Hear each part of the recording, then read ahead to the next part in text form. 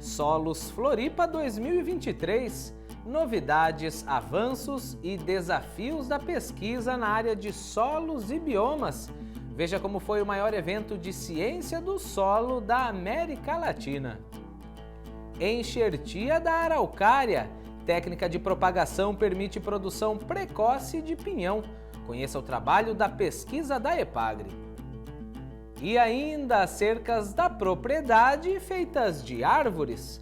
Confira as vantagens e o passo a passo da implantação dos mourões vivos. Olá a todos! Programa de hoje iniciando com muito assunto bom no agronegócio catarinense. Sejam bem-vindos.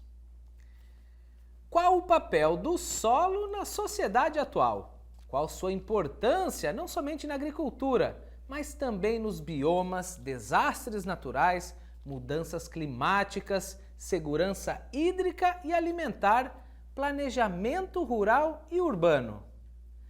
Com esses questionamentos, Florianópolis sediou o evento Solos Floripa 2023, o maior encontro de ciência do solo da América Latina. Com a participação de mais de 3.000 pessoas de mais de 20 países, o Solos Floripa 2023 reuniu dois grandes eventos de forma simultânea. O 23º Congresso Latino-Americano de Ciência do Solo e o 38º Congresso Brasileiro de Ciência do Solo.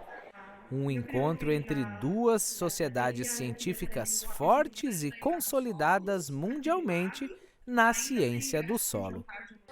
Quando a gente reúne dois congressos desse porte num único dia, num único evento, os congressistas ganham um corpo técnico-científico muito mais robusto, né? Um corpo técnico-científico que foi discutido entre essas duas sociedades, né? A escolha dos palestrantes que estão aqui hoje, eles foram escolhidos por profissionais das duas sociedades, então a qualidade técnica é muito maior.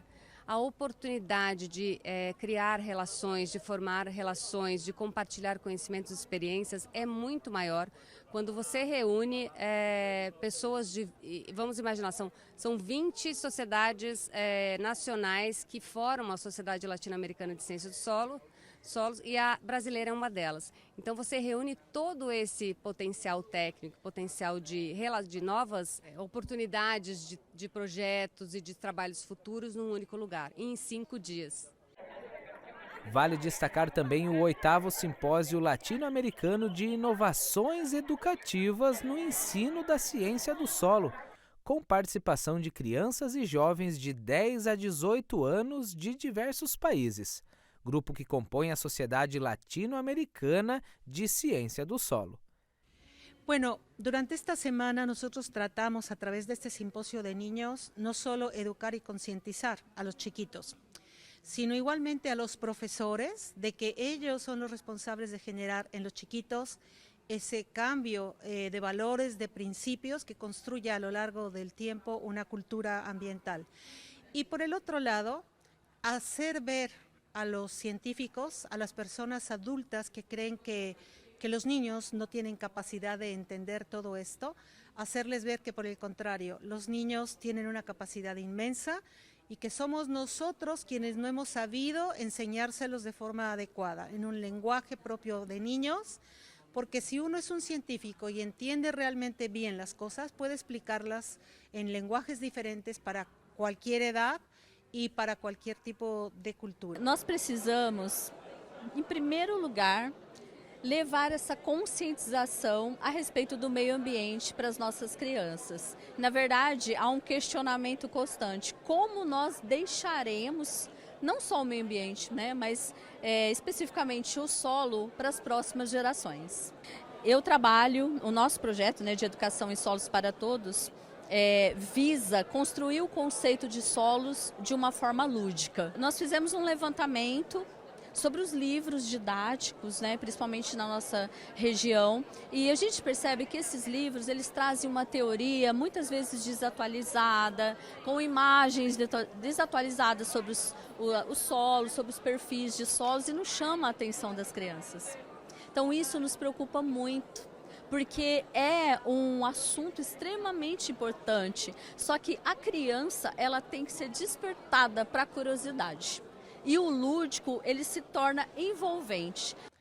América Latina e a boa governança de seus solos e biomas. Possibilidade ou utopia? Com esse tema central, o evento Solos Floripa 2023 provocou uma ampla discussão entre os congressistas sobre a importância do solo na sociedade atual, indo muito além do seu papel na agricultura, mas mostrando também a relevância do assunto no dia a dia de todas as pessoas. O tema solo, ele transcende apenas a visão de agricultura, né? Hoje, a FAO nos mostra, através de uma ilustração que percorre o mundo inteiro, que o solo tem várias funções. Desde uma função histórica da proteção de elementos que pertenceram a civilizações há milhares de anos atrás, né? De ser uma fonte de recursos para remédios farmacêuticos. Nós temos vários princípios farmacêuticos que são retirados a partir do solo, de micro-organismos que vivem no solo, né? Funções sistêmicas, ecossistêmicas, porque o solo é o maior armazém de água doce que nós temos prontamente disponíveis debaixo dos nossos pés, né? Nós temos o solo como um importante meio para reciclagem de nutrientes, o solo como importante influenciador nas mudanças climáticas, né? Porque ele pode ser um veículo para a emissão de CO2, que provoca as mudanças climáticas, mas ao mesmo tempo hoje nós temos o solo como principal meio para sequestrar carbono. Profissionais, técnicos, professores, acadêmicos, jovens e produtores rurais integraram uma qualificada programação técnico-científica durante os 6 dias de evento, realizado no Costão do Santinho Resort. Ao todo foram 7 conferências, 28 simpósios, mini-cursos, excursões técnicas, feira de exposição com cerca de 50 estandes e startups, além de atividades socioculturais. A minha motivação de vir para o evento foi porque eu, enquanto acadêmico, enquanto estudante, eu sempre quero estar à frente, né? Sempre estar dentro do que tem de novo, e a oportunidade de vir para o congresso aqui é uma oportunidade ímpar assim, para quem está ali, em vez de sair do curso, ir para o mercado de trabalho, vir aqui, ver o que vai chegar no mercado de trabalho, porque aqui é onde está sempre a inovação, né? Nos congressos, a oportunidade de fazer um networking legal, conhecer pessoas, então, e a oportunidade também de expor o que a gente tem de bom, né? Porque eu estou aqui expondo trabalho, né? Trabalho científico, e isso vai agregar no meu currículo, trazer a minha imagem para a sociedade científica, para a sociedade que trabalha com agricultura. Então isso é o mais importante, isso que é o que agrega valor ao evento. O Solos Floripa 2023 foi uma realização da EPAGRE e promoção conjunta das sociedades latino-americana e brasileira de ciência do solo.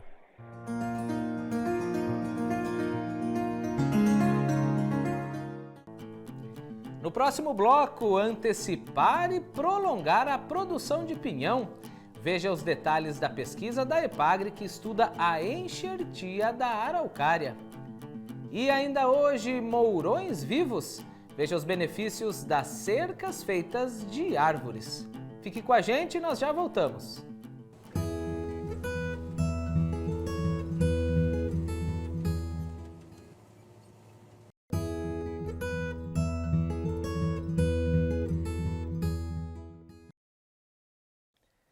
A araucária é a mais importante espécie florestal nativa do Brasil, muito explorada pela indústria madeireira desde o século XIX.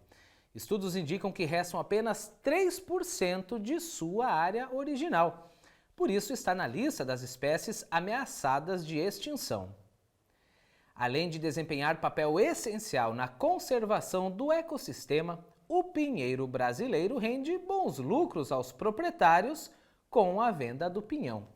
E você já pensou conseguir antecipar a produção da semente ou então ter pinhão por um tempo mais prolongado? A pesquisa da EPAGRE mostra que é possível sim. É o que você vê na reportagem a seguir. A araucária leva de 12 a 15 anos para entrar em produção. A planta fêmea produz a pinha, que com o tempo vai se abrindo até liberar as sementes.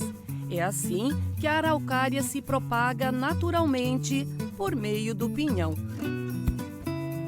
A semente, além de ser responsável pela manutenção das florestas de araucária, é alimento valioso no sul do Brasil.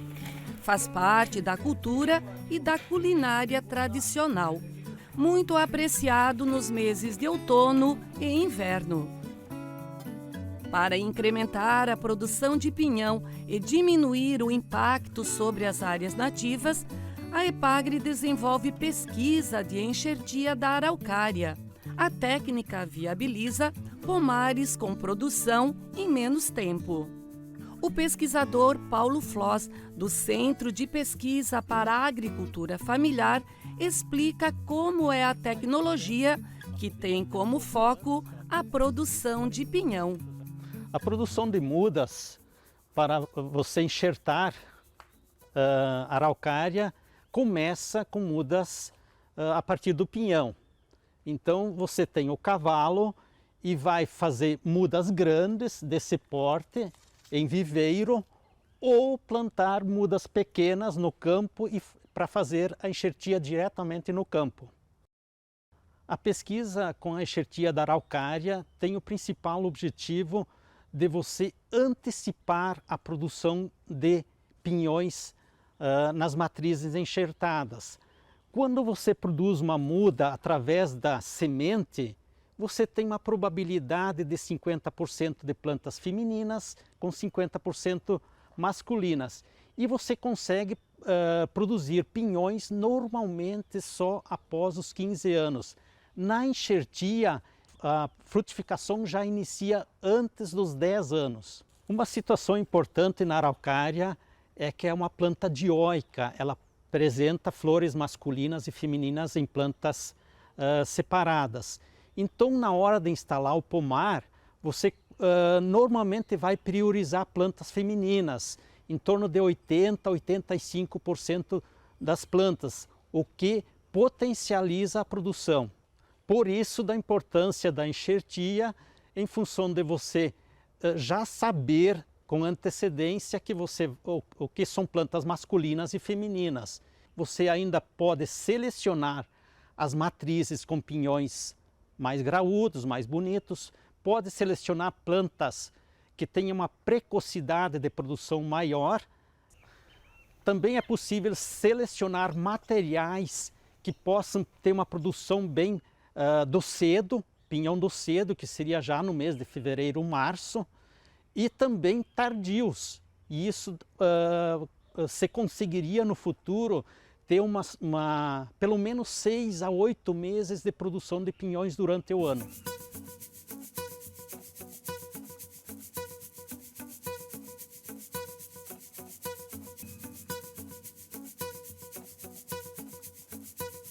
Uma sequência interessante, bem rápida, digamos, dos quais os procedimentos para realizar a enxertia, é selecionar uma muda no ponto de transição entre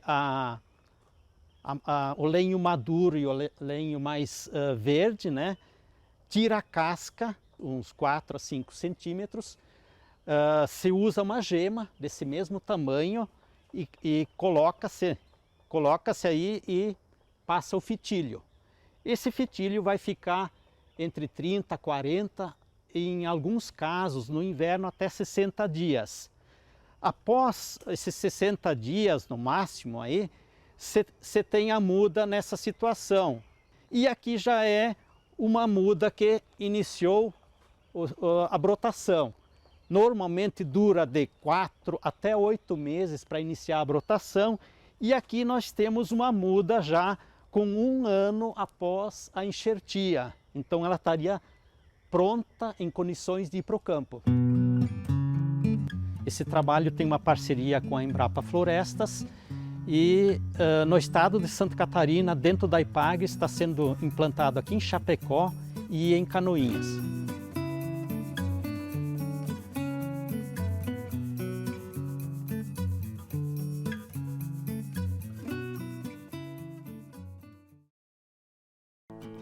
A seguir, que tal instalar cercas na propriedade com árvores vivas no lugar dos mourões de madeira? Vamos mostrar as vantagens e o passo a passo da implantação. Os detalhes depois do intervalo, não saia daí.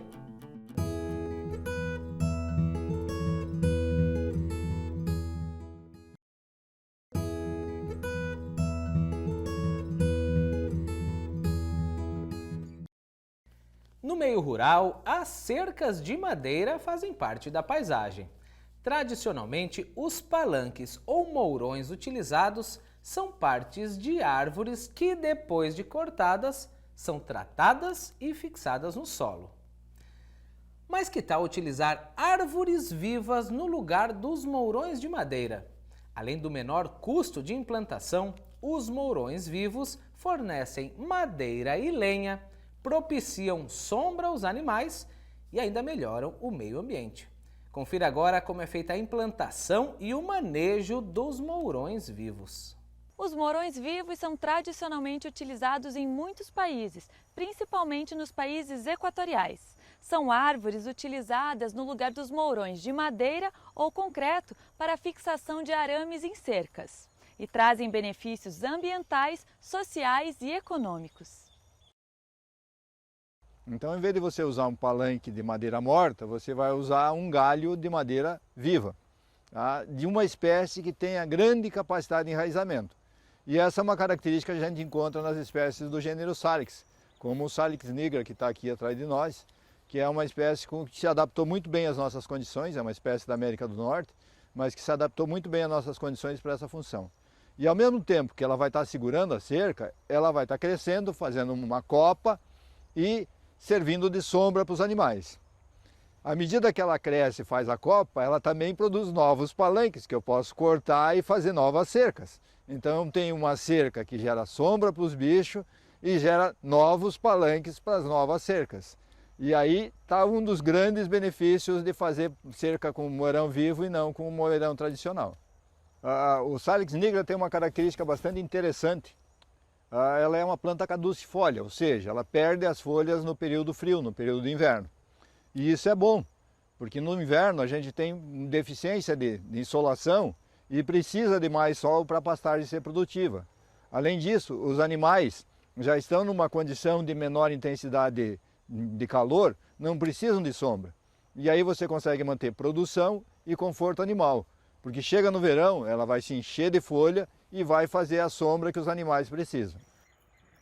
Bom, claro que essa espécie também tem limitações. É uma espécie, como todas as espécies do gênero Salix, que são muito exigentes em água. São espécies que crescem bem desde que ela tem um acesso constante à água. Com exceção do inverno, quando ela parou de crescer, que ela até tolera pequenas faltas d'água, períodos mais prolongados de falta d'água, no verão ela tem que ter acesso quase que contínuo à água. Seja 1 metro, 1,5 metro, mas não mais do que isso de profundidade, ela tem que estar conseguindo acessar a água. Como é essa condição aqui do Setuba, que você tem uma camada de solo para produção de pastagem, mas logo abaixo você tem uma camada d'água. Isso permite um crescimento muito intenso da planta. Permite que ela produza grande quantidade de novas estacas para novos mourões e de um sombreamento muito rápido. Para entender melhor esse processo, a gente vai fazer uma demonstração agora de colheita de estaca e dos procedimentos necessários para a gente implantar um mourão vivo. Nós vamos selecionar os galhos que nos interessam agora para fazer mourão e para a condução da árvore para mourão e a condução também para a sombra. A gente tem que ir equilibrando essas duas funções. O que vocês acham? Temos que tirar aquele grosso porque ele está muito grande. Se nós deixar, ele acaba dominando a árvore e sendo um problema. E nós temos que ver que todos os ramos que derem mais de 3 centímetros de diâmetro já estão suficientes para a gente podar. A gente poderia retirar como estaca. Mas a gente tem que equilibrar com a sombra no verão, então não podemos tirar demais.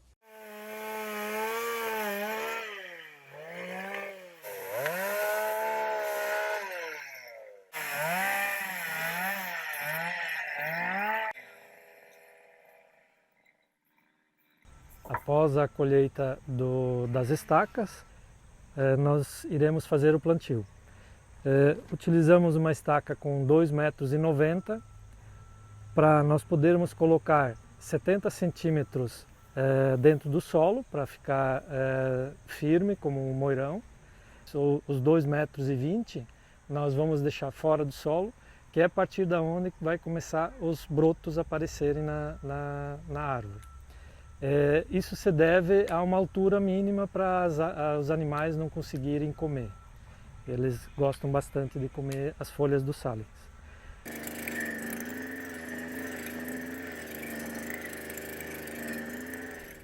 Vou chamar agora o Paulo para me ajudar, colega Paulo. Inicialmente nós colocaremos um pouco de calcário e vamos misturar ao solo, conforme a recomendação necessária de solo, né? É importante fazer uma análise de solo anterior. Colocado esse calcário, nós vamos revolver um pouco da nossa terra que saiu do buraco, né? Vamos também colocar adubo. Aqui nós estamos usando uma fórmula de NPK, nitrogênio, fósforo e potássio, na proporção de 150 gramas por estaca. Feita a mistura, nós colocamos a estaca no buraco e aproveitamos esse solo para fazer afirmar a estaca, como se fosse fazer um moirão de cerca.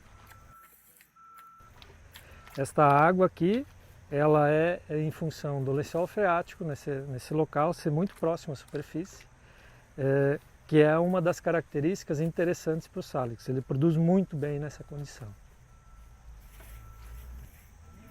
Logo após o plantio da estaca, então nós vamos fazer a colocação do isolador. Recomenda-se utilizar cerca elétrica, por isso que nós estamos usando o sistema de isolador. Além da utilização de prego, podemos utilizar parafuso também. Existem alguns isoladores, inclusive, que são com sistema de parafuso. Facilita bastante para manutenção, a cada 6 meses, fazer uma pequena liberação do isolador para não haver a incorporação pela árvore. Como integração na pecuária e a floresta, também é uma espécie que ela produz uma boa energia. Então ela também pode ser utilizada para a queima, produzindo lenha para a propriedade também, né? Em alguns casos até alguns animais têm gostado de se alimentar, né? Não tem problema, não é uma planta tóxica, pode ser utilizado também, então não há essa preocupação.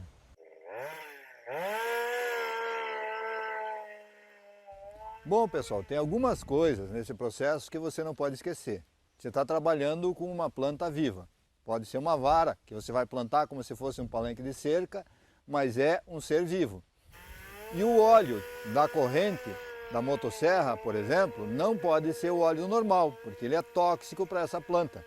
Você tem que usar um óleo vegetal qualquer, pode ser óleo de soja, mesmo usado.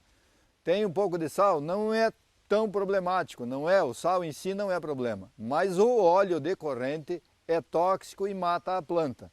Então cortar as estacas usando o óleo de corrente convencional, o óleo queimado, vai matar a planta aos poucos. Não esqueça, você vai estar trabalhando com ferramentas que oferecem risco, tanto para a audição quanto para as mãos. Use EPI.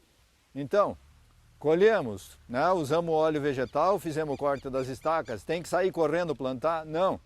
Nesse período de inverno, no período que ela está fria, sem folha, ela tolera bem o frio, você pode colocá-la dentro da água e deixar 30 dias, até mais, dentro da água. Uma parte dela, não precisa ficar toda dentro da água.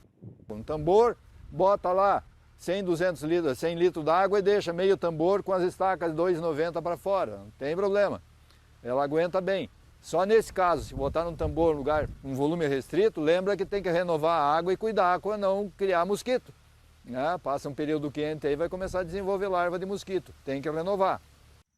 O choque elétrico ali logo depois do plantio é muito importante para evitar todas essas situações de dano à planta em estabelecimento.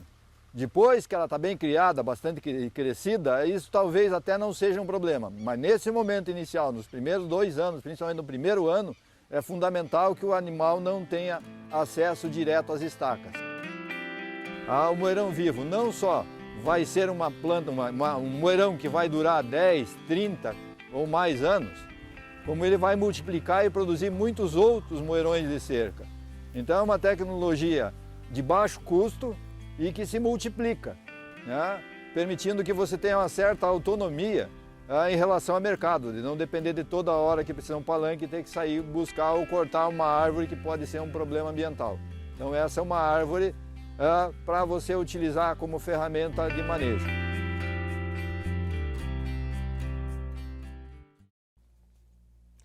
E olha, um dos cuidados que as famílias agricultoras devem tomar durante a implantação das cercas de mourões vivos é em relação ao ataque de formigas, que pode causar aí grandes danos às árvores. Os técnicos recomendam o uso de uma pasta adesiva atóxica ao redor das estacas, que impede a passagem das formigas. Para mais informações, entre em contato com a EPAGRE do seu município. O SC Agricultura de hoje chega ao fim, mas os nossos vídeos seguem movimentando o canal youtube.com/EPAGRE-TV.